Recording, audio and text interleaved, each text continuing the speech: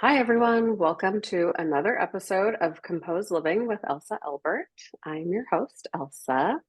Today, I'm so excited to announce our guests, Alegre Ramos and Natascha Corrigan. Entrepreneurs and educators, Alegre and Natascha have four businesses and three kids between them and are on a mission to help moms and caregivers prioritize themselves, save time, and accomplish their goals. Through their company, Beyond Your Wildest Dreams, they create short read workbooks and online courses that teach productivity, habit formation, and life design, all through the lens of being a caregiver, because everything changes when other people have claims on your time. I certainly know that to be true.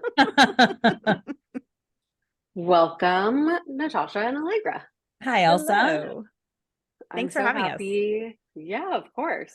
I'm so happy that you're both here. I love everything about what I just said in that introduction, um, and your whole mission. It's such a beautiful concept to help caregivers prioritize themselves and actually get things done in a way that feels, more aligned and hopefully peaceful and less frantic. And so cool.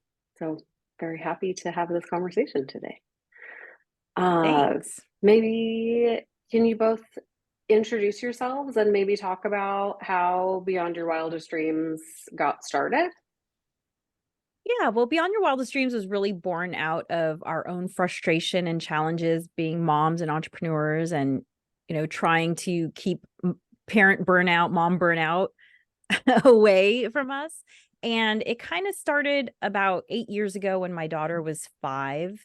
And I think that around 5, you kind of come out of this fog of keeping your child alive. And suddenly you have a little more space to kind of reflect on how life is going in general. And I remember just feeling frustrated because I was having success in some areas of my life, but not others. And, the areas that I was having success in my life were kind of the businessy financial side, but I was feeling frustrated with like personal relationships and my personal health. I didn't feel like they were where I wanted them to be. And so I took a few days to go to a monastery. Sorry, my dog's making lots of sounds back here. I don't know what's up with her.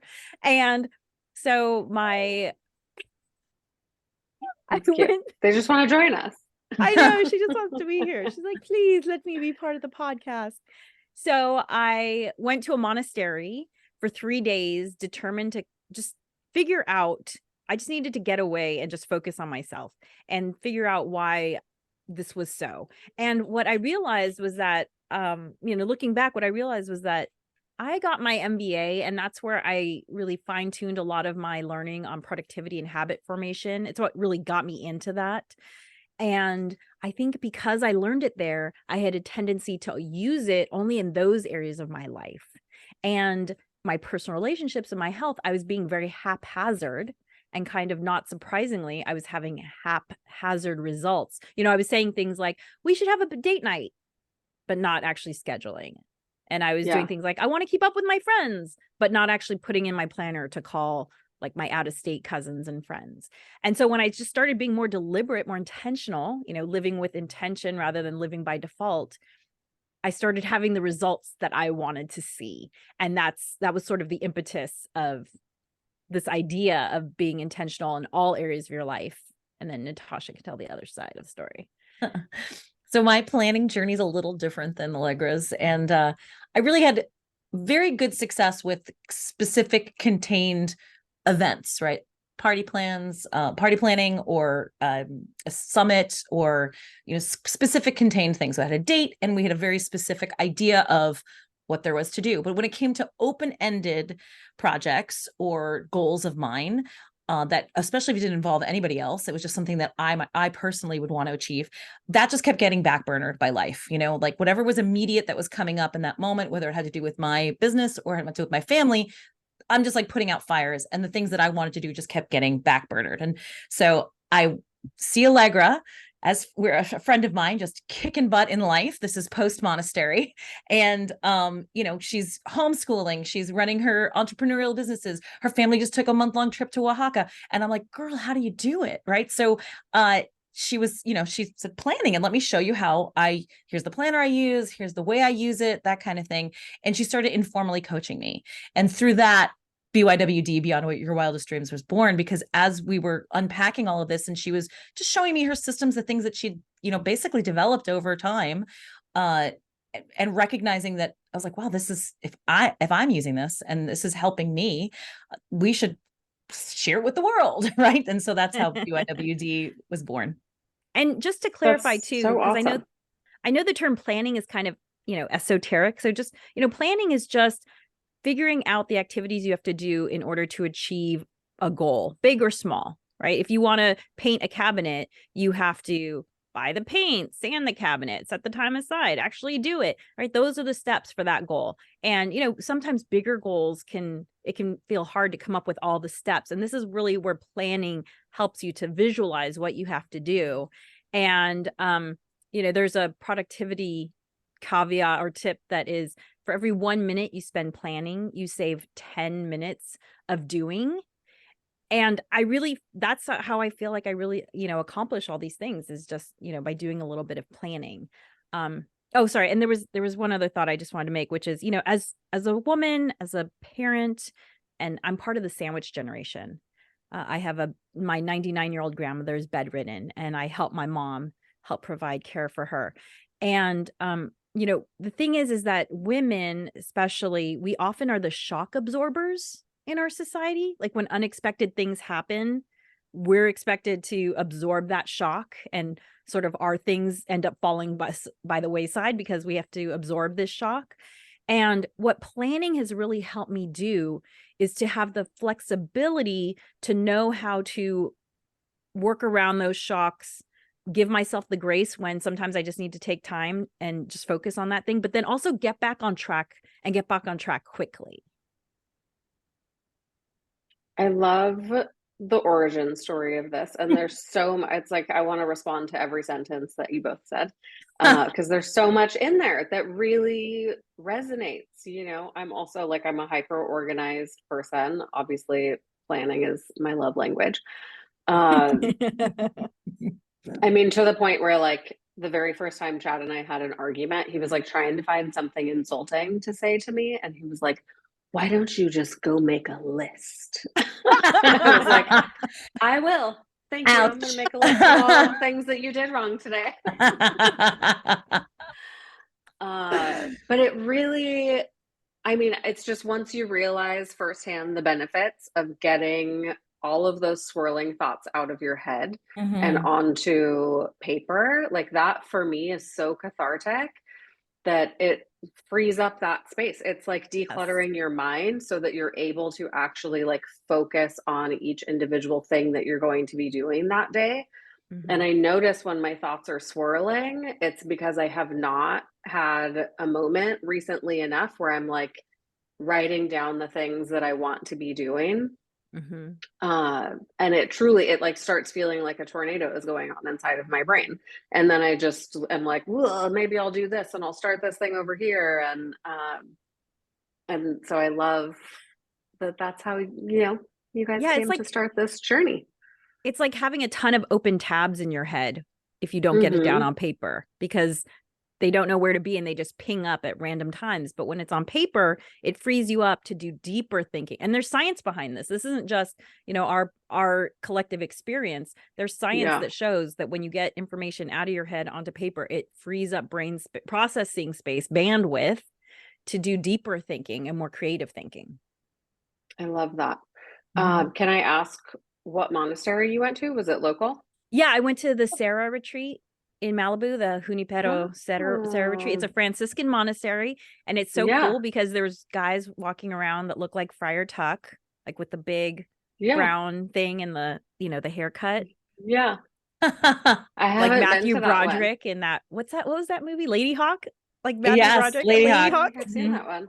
The authentic monk experience. The authentic. I don't know if I told you this. Chad and I do a retreat at a monastery every year in September. Oh, which one? We go to Valiermo. It's called St. Andrew's Abbey. It's a Benedictine monastery, so they don't have the Friar Tuck haircut. They have whatever haircut they would like to have, but they do wear, the long black robes, and it's a mixture of a lot of silence and some coursework. We go through where I did my master's, So it's an alumni retreat that they allow Chad to attend every year. Oh, That's nice. nice. And it where is it is located? so restorative. Valiermo is like the high desert, sort Oh, of okay. beyond Palmdale. Nice. Yeah, I look forward to it all year long. Yeah, I That love it. sounds It's hard to. wonderful. I Mhm. just did what's called a self-directed retreat, which it was just me. There was no program. And Yeah. it can be hard to get a spot because they do have so many programmed events happening. But I encourage Wow. people to look around and see if monasteries will take you in. It's just, I mean, it's very Spartan and the food is, I think it's very tasty, but it's also not what I eat every day. It's like very high sodium. Yeah. But like for 3 days, it's kind of fun to feel like I'm at camp eating, eating junk food. But it is very restorative and quiet and beautiful. Yeah. I think a lot of people associate it with organized religion. And while Mhm. that's certainly why the monks live there, at least in the Benedictine tradition, their job really is to build community.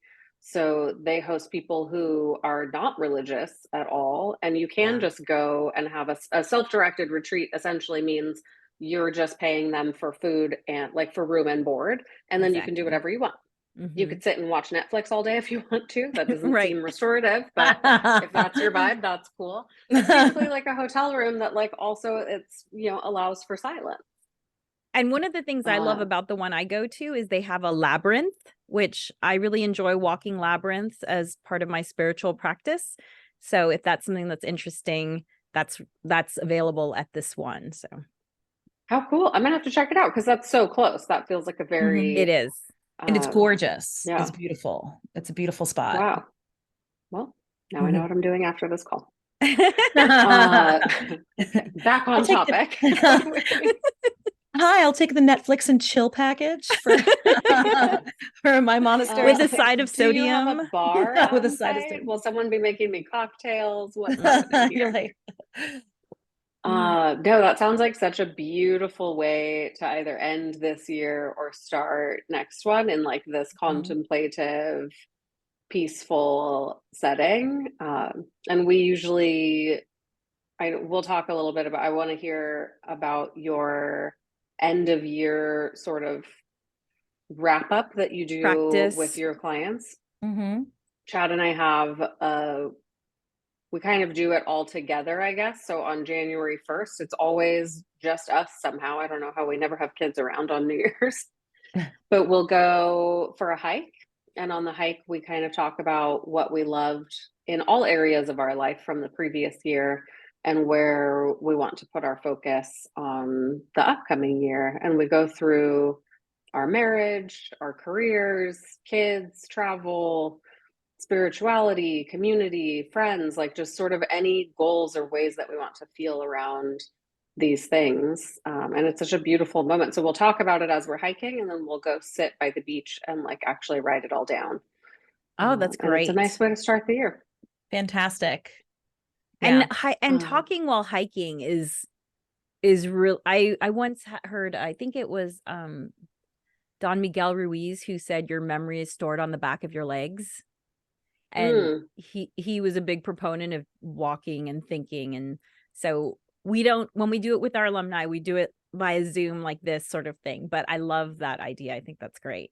Yeah, there is brain science research that when you're both facing in the same direction, whether it's driving together or walking together, you're more open, you're more vulnerable, and sometimes your creative juices are flowing.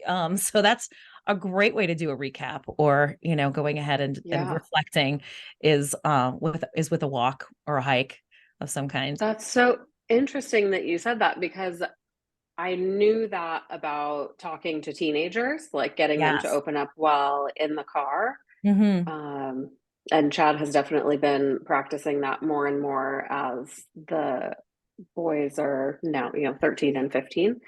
But I totally didn't think about that in terms of like just being on a hike with people and even with girlfriends. I noticed that the conversations go so deep so fast when we're out hiking and something instead of just like sitting at a happy hour or something.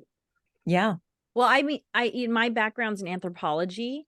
And so I always think about like how are we designed? And humans were only designed to do one thing repetitively, and that's walk, because we would have to spend hours looking for food or moving from place to place. So probably conversation and walking are part of our evolutionary programming. Yeah. How beautiful. So this morning, before we started this podcast, I was in the kitchen and I had like the start of a tornado swirling in my mind because for the first time in a long time, we're going to host my whole family here for the holidays. And so I have family coming in from out of the country. I have aunts and uncles and cousins coming. I mean, to the point where like there's gonna be like an RV parked in front of our house. Like it's gonna be like the Griswolds. I was gonna say, And Chris but then, Holiday. so like there's that part, and then it's like there's meal Mhm. planning and also like, decorating the house and when are all of these things gonna happen because this is also my first season being a retail store owner. And that's a whole beast I didn't even think about before signing Oh the my lease. gosh. It's like, oh, we have to like turn over a whole store and like decorate a whole nother place Right. Yes. and Yeah. do all of these things and end of year events. And so that was the start of a tornado. And I was like, this is going to be perfect timing for us to chat. And so you have one of your mini books that we also carry at the Composed Living Shop is called Rock Your Holidays. Look at that. Have it ready. In sync. Ding, ding, ding, ding, ding. Like we practiced it. I would love to hear some of the like highlights that come out of this, whatever you Mhm. think might be beneficial to help people kind of get through this season with a little bit of grace. Yeah. Fantastic. I was thinking about that. I had a similar mental hurricane going on earlier before the podcast as well, because not only do we have holidays, but this is also October and November. There's 3 family birthdays plus an anniversary, all mixed in with all the other stuff that goes on at this time of Wow. year. And so my husband's got a milestone birthday coming up next week. And I'm just, I was mentally, we're going to take a little trip. Thank you, Allegra, for taking my kids for that Wow. trip time. Yeah, that's a good friend. And so, kind of mentally packing and realizing, oh my goodness, I need to get this on paper and get this down on paper. And not only that, not only get it on paper, but which helps us get it out of our brain and get it into space, but take it from that and put it into time as well. And so when we're done with this podcast, like I'm going to be I had, jotted down some of the things that were swirling around in my head and just going ahead, and I'm going to be time blocking the rest of this week and next week as well, because we're going into Thanksgiving and we're getting back from our trip right on Wednesday. And then we go to a Friendsgiving, but we have, several dishes we're responsible for Thursday. So, pre-gaming, ordering my groceries so that I can pick them up on Wednesday before, that all of that stuff ahead of time. So the time blocking aspect. So not just the lists and not just like getting it out of my head, but putting it from space out of my headspace into time as well, which just makes the biggest difference for me, because I am very much somebody who's like out of sight, out of mind. Right. And so if I don't have it in my vision, like on a piece of paper that shows me, oh yeah, I had designated this time to go ahead and, XYZ, pack the bags for our trip when we leave on Monday and so forth. I can easily get distracted. That's one of the things, even feeling that kind of anxiety of like, wow, I've got a lot to do. A lot of times, like I said, like my example earlier, my tendency is to back burner stuff unless something's immediate in my face. And so this pre-gaming and pre-planning and going ahead and putting it into time and time blocking it is critical for me on a week like this coming up, right? This next week and rest of this week and next week is going to be pretty darn busy. And so if I don't do that, it's not gonna go well. And I just want to explain one thing. Oh, sorry, go ahead. No, I was just going to say, I love the idea because I do a great job of getting it out of my head and onto paper, but I don't very often time block. And I notice that that's when the things that are important to me as a human fall to the wayside because exactly. now I don't have enough time left in my day. And so I prioritize the things like picking up groceries Right. in ahead of the holidays or whatever that is, as opposed to like, I'm going to go for a long walk instead, which is what I would Right. rather be doing. Right. And time blocking is important too, because there's this it's called Parkinson's law. It's not a real law, but it's become kind of accepted as, yeah, it seems to actually happen. So we're going to call it a law. And Parkinson's law is that a task will expand to the amount of time that you give it. So if you have this open-ended amount of time to do something, it's easy to fill it because you'll just like, oh, look how leisurely I can go grocery shopping. Because, but if you say like, okay, you have an hour to do it, that's what time blocking is, right? It's like setting aside like, okay, grocery shopping, I can do it in an hour and I'm going to do it from 3 p.m. to 4 p.m. That's what time blocking is. And by committing to a time, you do become more productive. And I just want to show you, so our books are all really short. And not only are they short, they're designed to be done in under an hour. Yeah. And when I say done, it's because they're workbooks, right? They're not just books. So like we give you space. And if you get the ebook, there's the worksheet too. We give you space to time block. So when we say time block, it's not just kind of this, a random thing. Like we walk you through what time blocking means a little bit more. So cool. And one of the things I know this, we're like in the holiday season already, right? And so it feels like, oh, well, I've missed my chance to plan, right? As far as like, having an overarching plan for the whole season. But like I mentioned a moment ago, you can go ahead and time block this next week. Another thing that Allegra and it's very similar to what you mentioned earlier, as far as like looking back on your year, we recommend this in our workbook, we recommend this in the Rock Your Holidays book, is to go ahead and, after you've gone ahead and looked at your year, take a look specifically at your holiday season and really think about like, wow, that really worked. That was great. Or this is something we've always done and I want to keep doing this, right? As opposed to, yeah, we went to the Nutcracker again this year and I'm really feeling like we're good with the Nutcracker. Like, let's maybe not do the Nutcracker next year, that kind of thing. Yeah, seen it, done it. And so, right. And so one of the things we have people do, like we just mentioned, a brain dump of all the things you want to do for the holiday season, and then go back in and rate or prioritize or which things are absolutely must do it. We love this. No, the next, so you give that a 1.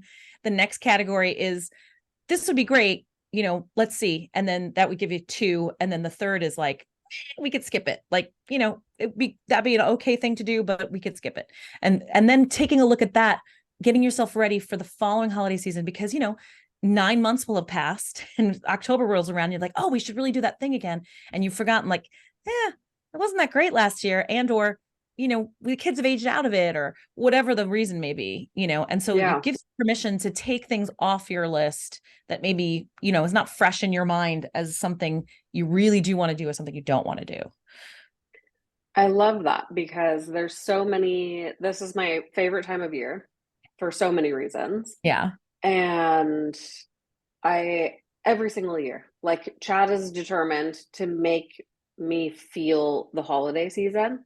And every year I'm like, did the holidays even happen? I don't really remember. Like, I don't feel like I was in it. I was like busy and doing stuff and running around. And all I wanted was to like sit on the couch in front of a fireplace with like a hot chocolate and like apple pie baking, like something so simple. I could care less about presents. I don't care about like, I don't need to go to the Nutcracker. I would probably go to like a holiday music concert somewhere. But I don't, it's like, I don't want any of the other stuff. And it's like, all of the other stuff is what happens. Yes. And then like, I don't think I've ever baked a pie in my entire life. Well, and see, there you go. That's actually what you just described is step 1 of Rock Your Holidays, which is, what is your reason for the season? And you just said, like, I want to sit on the couch. Maybe you want to sit on the couch at least 1 day a week and you want to bake at least, 1 pie a month during the holiday season, because we start the holiday season in October in our book. And just to be that clear and say, okay, I want to bake 1 pie a month.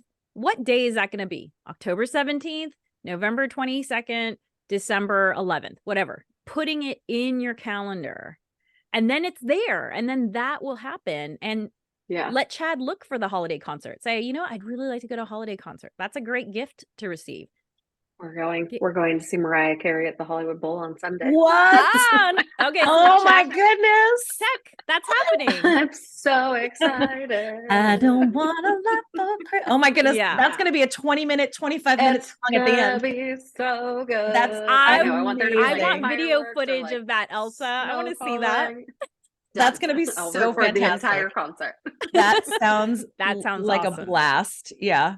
It's So- funny because as you're saying that, reminded me, as you're saying how your holiday winds up being, makes me think of that wedding day phenomenon that everybody always tells you, like, slow down and enjoy your wedding day, right? Because it's fleeting, Yeah. and the day is going to be over, and you plan so much for it, and you're so concerned about everyone else and them having a really good time, you know. And that just kind of brought up that same idea for me, because if that really is, you know, sitting in front of the cozy fire with your nice little socks on and sipping a cup of cocoa is the feeling that you're going for, yeah, like we mentioned earlier, it'd be great to have a you know, a date night with my husband every month. That'd be great, you know. But if you don't find a place to put it in, and thing I want to mention too is, I personally, when I go ahead and put these in, Allegra and I love to say we're not into making everyone like productivity robots, you know, like that's not our deal. So putting it on December 11th, right? At the very least, even if, you know, things come up, December 11th doesn't wind up being a good time, but it's in time and space to go, okay, it's not going to work on that day, but I can move it to over here, right? So as opposed to it just kind of like falling off your radar completely because it's never been put in to begin with. Yeah, that's such a good point.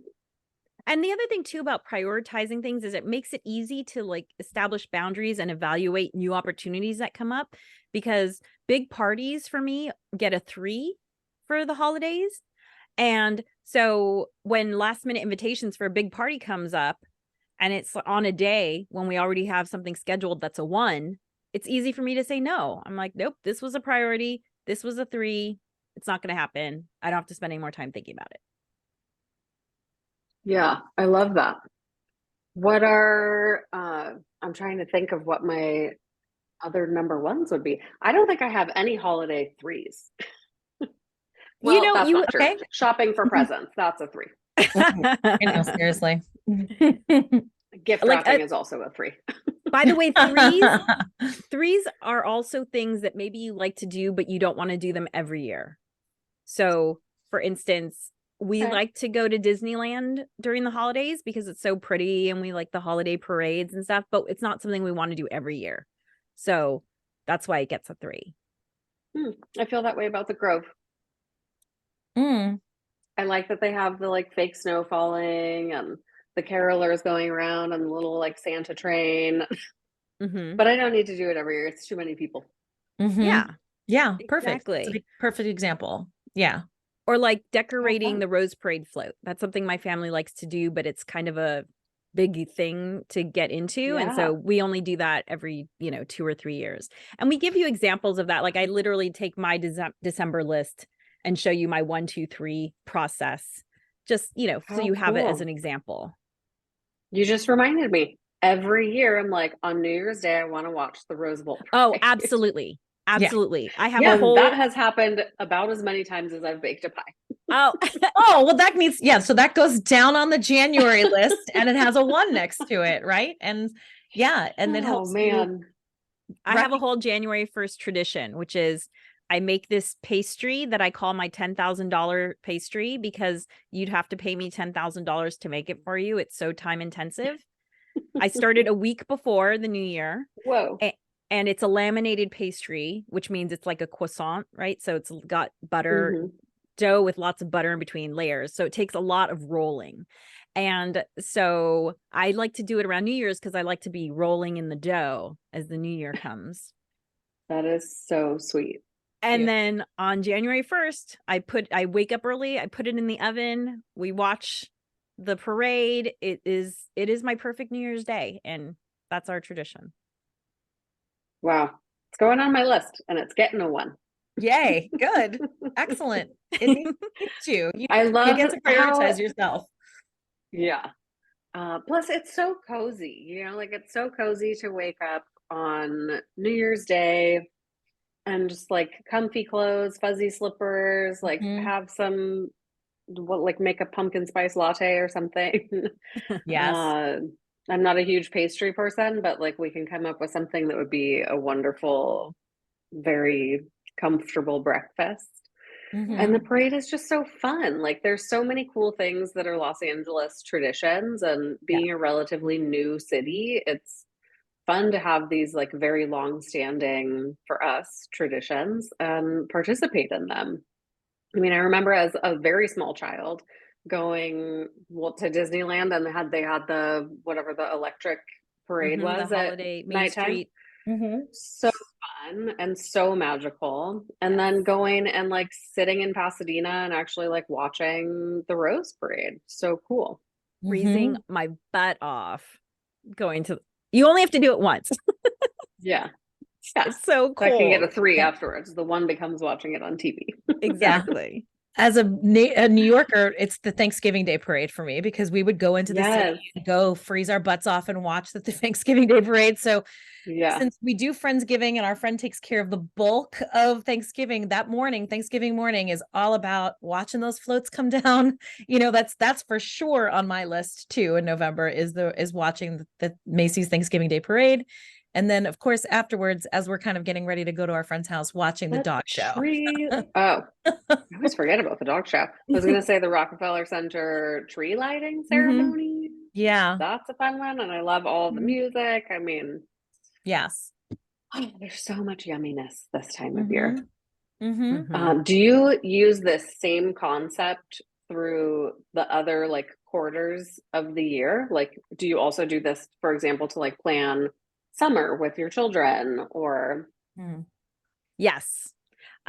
It's interesting because so when Natasha and I started Beyond Your Wildest Dreams, it started with this big idea of teaching the skill of planning as it applies to life. And so we have a 2-day course that is like our signature course. It's the first thing we came up with. We're teaching it in January in 2024, the 20th and the 27th. It's 2 days. And it takes similar skills but applies them to your life. And if you think about it, it's kind of like Rock Your Holidays is a sprint, and our course Harness the Power of Planning is about taking those same skills and applying them to the marathon of life. But they are similar skills. And actually, Mhm. when we were done with the course, we asked our alumni, like, what can we help you with? What would you like to see from us? And what they said was, I think we'd like help with our to-do lists. And this was our first book. This is our best-selling book, 3-2-1 Done, 3 Simple Strategies to Get Your To-Do List Done. And time blocking is also in this book. So you kind of get to see how we apply time blocking to do different scenarios. And you can probably extrapolate out how we apply that to everyday life. But yes, it's the same skill. Yeah. Right. So the holidays is a little bit Awesome. obviously contained in that 3 months, and the the broader picture in Harness the Power of Planning, the life design course, the 2-day course, is incorporates that year and then beyond. So, because some goals take more than 12 months, Yeah. Wow, how cool. And so that's happening in January, Yeah. and it's all virtual, in person? Mhm. Both? Yep. Mm-hmm.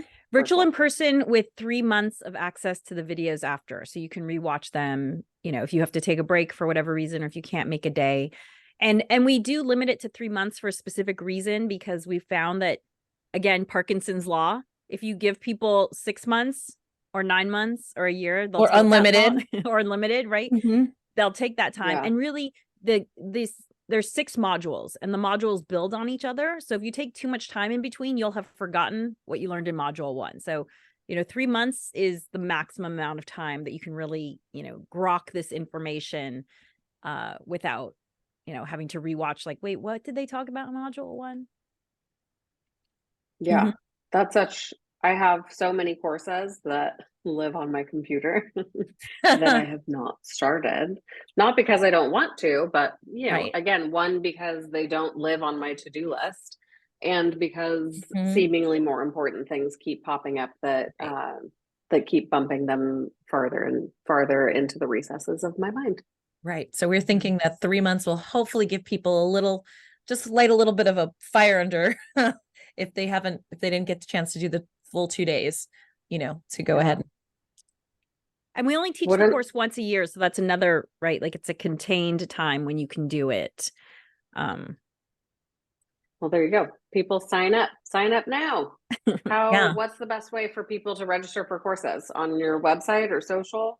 Yes, on our website, bywdreams.com. And we will give you a promo code if you want to sign up, because cool. If you're an early bird sign up, meaning you sign up before the end of the year, you can use the promo code Red Hot 2024 and get like a 45% discount.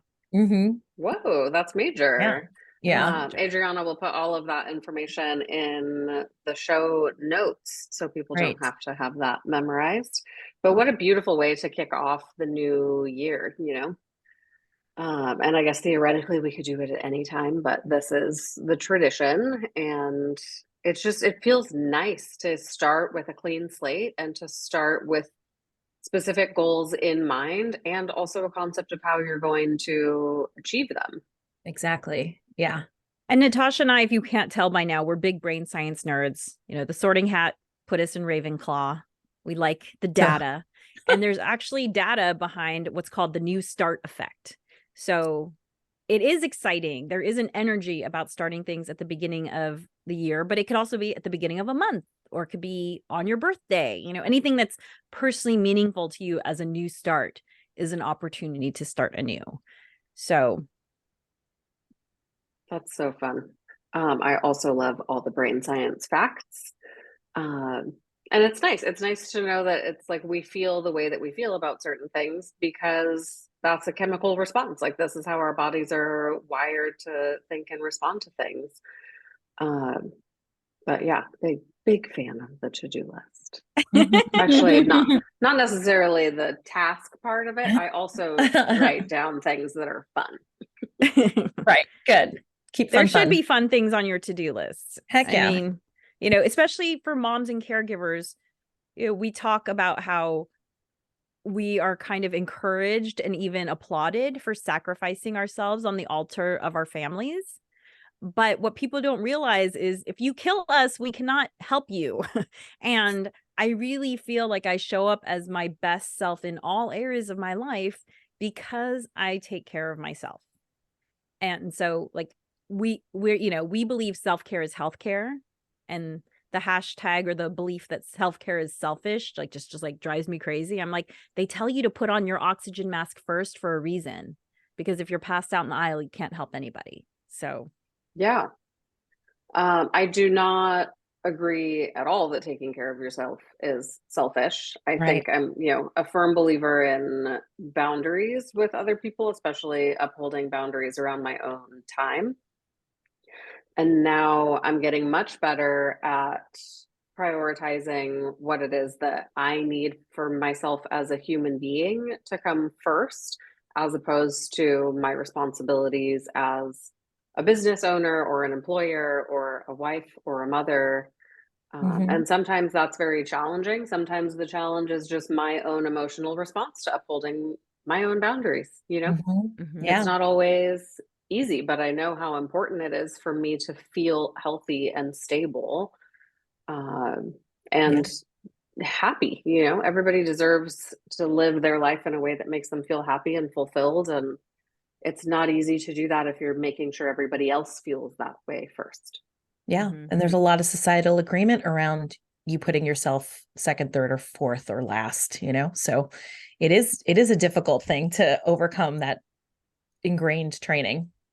And there's a great article. I'll send it to Adriana so you can put it in the show notes, from Prevention Magazine from this year, with doctors talking about self-care as healthcare and why that's important. So, if you need some help believing that yourself, and by you, I mean you people watching this, check out that article. It's very helpful. That's so cool. Yeah, I'm excited to read that. Do you both have like your favorite self-care tip or routine or something that you do that makes you feel wonderful? Well, my favorite tip would be to have one. But agreed. Yeah. My ritual, I think one of the things that surprises people, so I'll just mention this one, is that part of my morning ritual is emptying the dish rack over my sink because, I spend a little time at the end of the night to clear out the kitchen. It's the most used room in the house and I like it to be reset for the next day, but there's always some items that end up in the dish rack and need to air dry. So as soon as I get up and go in there to make my warm lemon water, I clear the dish rack so that I can have a moment as I'm sipping my warm lemon water and just look at my completely reset kitchen. And it just makes my brain feel so happy and calm. And yeah, I do that every day. I feel like we might be long lost sisters. I was like, guess what I do first thing when I wake up in the morning?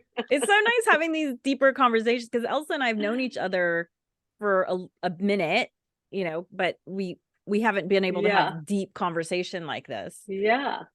So what about you, Natascha? There's one thing that, if your listeners are saying to themselves, I don't know how I could possibly fit in any kind of self-care. It's not possible. Backing around to that brain science nugget, making your bed in the morning.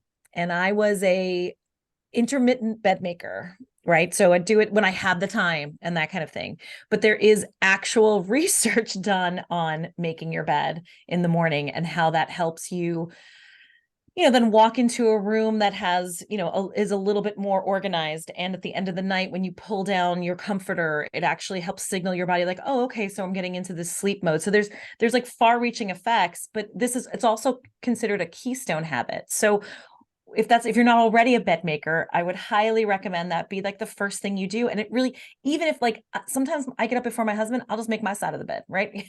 So his side is, fix that later, or sometimes he doesn't ever get around to it. But I used to be like, well, I have to wait for him to get up, no, I just make my side.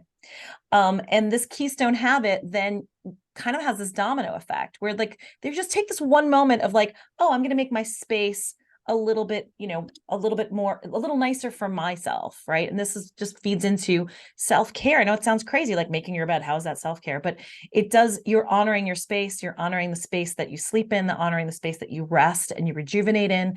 And so it can have this little domino effect of like, oh, okay, so now I am going to take time to have a little mini skincare routine, which is kind of what sort of set me up. I was like, all right, there's so much brain science behind making your bed. Fine, I'll do it. Right. As opposed to just intermittently doing it.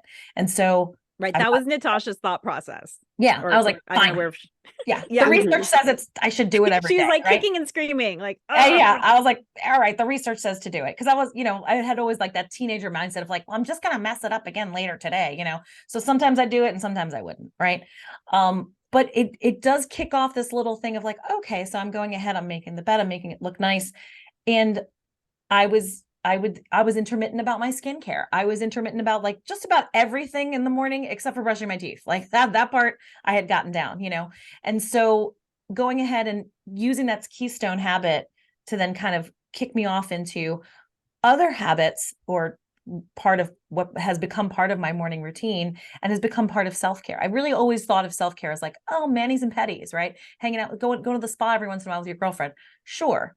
But it's the everyday, taking my supplements, finding ways to stretch, those little that have, and by the way, it's been a process for me, right? I didn't suddenly wake up and go like, no, I'll do a morning ritual routine. And, I'm doing 8 things in the morning all of a sudden. No, it started with that small keystone habit of making my bed every day. And once I got that it's established, going ahead and kind of like inserting some other things as well, like making sure I'm drinking water and stretching and doing some skincare and that kind of thing. And I'd love to just read I'm this. a big fan. I just want to read this one sentence from this article that I mentioned, because it kind of gets into what Natascha just said, right? Self-care is more than just taking a break from the exhaustive activities of your day. It is ensuring that people have everything they need to maintain their health and thrive mentally, physically, emotionally. That's beautiful. And that becomes so much more significant. I feel like it's so making your bed, totally agree. I think for me emotionally, every time I walk into my bedroom, it feels put together and it Mhm. doesn't send my brain into a tailspin of like, here's another thing that I need to address, you know? So Mhm. for that reason alone, like if I need to go upstairs and get something, I walk in, I'm like, nothing to see here, folks. Everything's already handled. This room is, you know, ship shape. Right. And then I've been doing so much thinking recently about morning rituals and evening rituals. And I think I was going to do like a mini podcast, but we can also just talk about it right now. It can feel so overwhelming when you get input from social media, magazines, influencers, all of these different sources that are like, oh my God, here's another thing I have to add to my morning routine. Like, I'm barely doing a morning routine right now, you know? Mhm. I mean, the other day, Chad and I were driving, and I was like, do you have mints or something in your car? He's like, why? I was like, I brushed my teeth this morning, but I was too lazy to add toothpaste. I just feel off. He like literally looked at me and was like, how lazy do you have to be to skip that step? And I was like, Listen, I just couldn't get it together this morning. Like, I just couldn't, like, the extra step was too much for me. So I was like, skip it. I'm going to do the bare minimum to get myself listen, downstairs this you got, morning. And he's yeah, like, you're something else. some days But are it's just like like, that. I mean, Yeah. on those days, I'm not also going to be doing like gua sha on my face and a night cream and Mhm. like plucking my eyebrows and doing lemon water and supplements and like whatever other 10 million things that like society has now deemed are like very important for you to be doing in the morning. And so I think it's so important that people are like truly honest with themselves about what actually makes them feel good. When you mentioned mani pedis, they give me anxiety. Like Oh, I I hate don't mani-pedis. enjoy the time that I'm sitting in a nail spot. Like my heart rate starts beating faster. I'm waiting for them to mess up or like cut my cuticles. Like I'm so on edge the entire time that I only relax when I leave. I've And had so 3 that to me is manicures like, in my whole life because I hate them. yeah, Like I it's tried one not in high self-care to school. me. Yeah, Like, it's not self-care for everybody. And Yeah. I no, personally do it only when I do it with a friend, and it's really for a friend. She and I talk about this all the time. And she's like, it's not about our nails, it's about the fact that we get to sit side by yeah, side and chat and catch up. connecting. Yeah. And it is, like all the end result is yes, our toes and fingers look cute. I don't love pedicures. My feet are super, super sensitive. I'm always afraid I'm going to kick the woman in the face because I'm just like, so there's a lot of squirming. It's not the most relaxing thing. Yeah, But, for me, I've collapsed it with this friend, and this is how we schedule it out, and we do it maybe 4 times a year. Right. So it's not yeah, a super, but it does feel like self-care when we're done. I do enjoy it. Right. But so that would be yeah. like a 1 on my priority list There you go. as opposed to, a 3, or maybe it's a 2. Actually, now I think about it, it's probably more like a 2 because it's not something that I do, weekly or monthly. I Hmm. have friends who they do not miss their manicure appointment, right? So it's maybe not a 1, but it's there. But what's a 1 is, like you mentioned earlier, there's all this shoulding, right? There's a lot of society shoulding on us. Like, yes, you should be doing the gua sha, you should be doing all these other different things. And it really is about what is the thing that makes you feel really good? What are the things that feel really good for you, that are really something that take care of yourself? And as Yeah, you might have already gathered from the way that I expressed how my morning routine like slowly develops and is continuing to develop over time, the best thing is to just interject something, one thing at a time, and until that is established, and not try to create a morning ritual that's 8 steps long, right off the yeah, bat on January 1st and all of that kind of thing, right? To really just give yourself that one item and get that established, which brain science again, research shows that it isn't the 21 days to establish a habit. It's more like 63 days, give or take, depending on the activity and where you're at in your life in that moment. But to just allow yourself the time and the space to establish it too, and not have this expectation that like, well, I just do this now forever, and yeah. I'm going to do it 110% forever. I'm always going to put toothpaste on my toothbrush no matter No, what. Nope, Yeah. not true for me, Right, ladies and exactly. gentlemen. Right. And so just, to give yourself some space and to recognize that, you don't have to do it perfectly, and that the long game is, if it becomes a habit and it becomes something you do automatically, we've had students before just say, what? It's going to take me 63 days to get this. That means I'm only going to get 4 new habits this year. I'm like, but imagine 4 new habits that you then actually really do for, the foreseeable future, as opposed to 8 that you Yeah. do for 4 weeks and then forget about it. Right. So it takes time to give yourself the grace and the space to have that time to establish it, and recognize you may even, start a habit and go, this actually is not for me. Yeah. Mhm. And But it's so honestly, worth I mean, it. incorporating 4 or 5 new things over the span of a year, that's quite the accomplishment, you Mhm. know? Yes. If you're Mhm. looking at those 5 things as like, I'm waking up and I'm having my lemon water to start my day, and then I'm going for a walk, and then I'm journaling, and then I'm taking my supplements, and then I'm putting toothpaste on my toothbrush. That's like, now you've got a pretty major morning routine happening that's like 100%. well balanced, and Mhm. like that would make me feel wonderful if I was doing all of those things every Yeah. morning.